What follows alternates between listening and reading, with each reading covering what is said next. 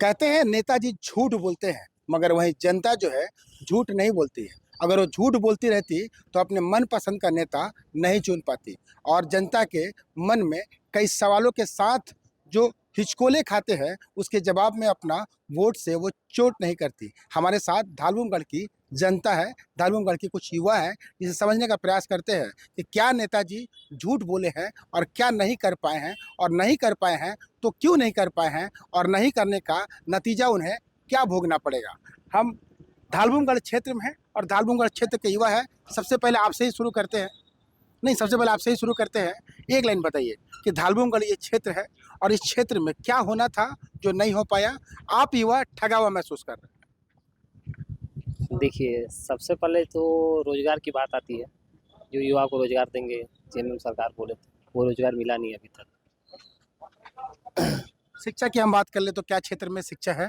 जी नहीं, ना यहाँ कोई ढंग का स्कूल है, ना ढंग का कॉलेज हमारे यहाँ। पलायन की हम बात कर ले तो प्लान हो रहे हैं, लोग काम नहीं है लोगों के पास। तो आपसे मेरा एक सवाल है कि नेताजी कर क्या रहे हैं आपके हिसाब से? जो वर्तमान विधायक हो क्या कर रहे हैं आपके हिसाब से? इसके बारे में तो हम ज़्यादा क्षेत्र में आते हैं विधायक जी? हाँ, क्षेत्र में तो आता है विधायक जी। तो क्षेत्र में आते हैं विधायक जी, मगर क्षेत्र में समस्याएं जो है वो विद्यमान है। शिक्षा गायब है, पलायन लगातार हो रहा है, और जो रोजी रोजगार है उस पर लाला पड़ा हुआ है। और भी युवा मित्र हैं। भाई आप थोड़ा बताइए, क्या काम करते हैं? मैं अभी पढ़ रहा हूँ। पढ़ रहे हैं, क्या सोचे हैं, सपना कुछ है आपका? 6,000 8,000 मिलेगा सोचे थे ग्रेजुएशन के बाद। हाँ? ग्रेजुएशन के बाद 6,000 मिलेगा, जेएमएम सरकार बोला था। हाँ। मिला नहीं। अभी इलेक्शन आना है तो 1,000 2,000 2100 का एक चल रहा है। 500 देने से अच्छा 1,000 दे दो, वोट तो मिल ही जाएगा। तो ये तो राजनीतिक पार्टी कर ही रही है, आप जान रहे हैं, हम जान रहे हैं, तमाम लोग जान रहे हैं, और युवा भी जान रहे हैं कि जैसा कि जब गवर्नमेंट ने वादा किया था डिलीवर नहीं किया। तो आप क्या सोचते हैं कि कैसा सरकार होना चाहिए था, क्या कुछ बदलाव हो जाना चाहिए था? ये सरकार बोलता कुछ है करता कुछ है। अब वो आवाज़ तो दे दिया, बालू कहाँ से आएगा पता नहीं। बालू का टेंडर हुआ नहीं, बालू कहीं ना कहीं ब्लैक में बिक ही रहा है। ठीक है, अभी जो भी हमारे वर्तमान एमएलए, उनको यहाँ से हमारे यहाँ से कोई मतलब ही नहीं, उनको गाँव से मतलब है। गाँव में क्या हो रहा तो है। युवा का साफ तौर पे कहना है कि क्षेत्र से मतलब नहीं है, गांव क्षेत्र से मतलब है। वर्तमान जो विधायक है यानी रामदास सोरेन जी, जो वर्तमान में जेएमएम से हैं, प्रत्याशी भी है। ये शहरी क्षेत्र है धालबुमगढ़ का, जहाँ के युवा है। युवाओं का एक चेहरा आप देख लीजिए, किस तरह से युवा जो है ठगा हुआ महसूस कर रहे हैं। क्यों युवा ठगे जाते हैं और क्यों युवाओं को नेताजी ठगते हैं? आपको हमने पहले ही बताया कि नेताजी भले झूठ बोल दे, मतलब जनता झूठ नहीं बोलती है। अगर जनता के पास कुछ डिलीवर हुआ है तो जाहिर सी बात है जनता बोलेगी। जैसे मैयत सम्मान योजना डिलीवर हुआ है, जनता बोल रही है। वैसे आपसे एक सवाल मेरा ये है कि क्षेत्र में वर्तमान सरकार, वर्तमान विधायक ने क्या कुछ नहीं किया है, क्या कुछ किया है?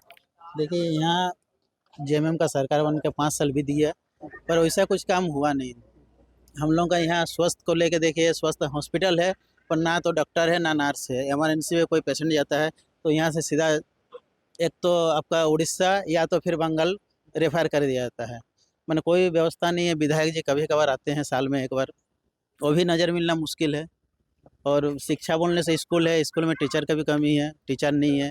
इस समय ध्यान देना चाहिए। पर कब सुधरेगा, कैसे सुधरेगा? आप तो युवा है, आप तो इस विषय पे सोचते होंगे, अपने क्षेत्र में मोहल्लों में इस विषय पे चिंतन मंथन भी करते होंगे। कैसे सुधरेगा, किसको लाया जाए, क्या बदलाव किया जाए? इस बार तो बदलाव होना चाहिए और हम लोग ठान लिए इस बार भाजपा का सरकार बनना चाहिए। जेएमएम से सुधरेगा नहीं है। तो जेएमएम से नहीं सुधरेगा, सीधे तौर पे युवा बताते हैं धालबुमगढ़ क्षेत्र में क्या कारण है कि जेएमएम 5 साल सरकार चलाई और क्षेत्र के युवा नाराज हैं। भले ही मैया सम्मान योजना ला करके जेएमएम जो है कुछ मैयाओं को अपने पक्ष में जरूर कर लिया है, मगर युवा जो है खफा है। ये खफा 13 तारीख को एक क्रोध के रूप में शायद जन्म ले और 23 तारीख को रिजल्ट भी दिखाएगी। और भी युवा है। भैया थोड़ा सा क्या काम करते हैं आप? सर पढ़ता है, स्टूडेंट है, कितने क्लास में पढ़ रहे हैं? अभी बैचलर कर रहे हैं। अच्छा, क्या सोचे हैं आगे करने का? सोच मतलब विधायक जी से सर हम लोग मतलब धलबुमगढ़ के मतलब बाजारी शहरी वाले सारा निराश है सर। बात ऐसा है कि सर ये जो रोड है, देखिए सर, ये 2005 का रोड है, हमारा धलबुमगढ़ स्टेशन रोड सर। इसको अभी तक सर रामदास सोरेन जी अभी तक 2 बार विधायक रह चुके हैं हमारे घाटशिला अनुमंडल के, लेकिन उनका धलबुमगढ़ स्टेशन रोड में कोई ध्यान नहीं है सर। ना एक सर वो बोलेंगे तो एक तो डस्टबिन है यहाँ, ना स्टेशन से जो बाहरी से लोग आते हैं एक बढ़िया सा शौचालय नहीं है, यात्री यहाँ बहुत परेशान है सर, यहाँ धलमुंगड़ में। फिर भी कैसे दावा करते हैं नेताजी कि हम जीत जाएंगे? सर उनका दावा है, अब क्या हम बोलेंगे सर, इस बार नेता तो तो अब दावा करेगा ही। नेता का काम क्या है? नेता का काम क्या है, यही बताइए। आश्वासन है। उसका तो काम है चोरी करवाएगा और दावा करेगा कि हम जीत गए हैं, हम जीत गए हैं। कैसे जीत- यहाँ आपका गिट्टी कहाँ एक भी लीज दिया है गिट्टी का, ही पहले बताइए। बालू का कहीं पर टेंडर हुआ है? आप बोलता है कि आबू आवास का हम दे दिया है घर इतना, घर कहाँ से बनाएगा, कहाँ से लाएगा बालू? गिट्टी कहाँ से लाएगा? माथा में ढोक लाएगा। अगर टेंडर हुआ होता तो जो युवा है अगर उसको टेंडर रोजगार- होता ना तो 60 रुपए M³ एक ट्रैक्टर बालू का यहाँ पर लगता है, CO चालान।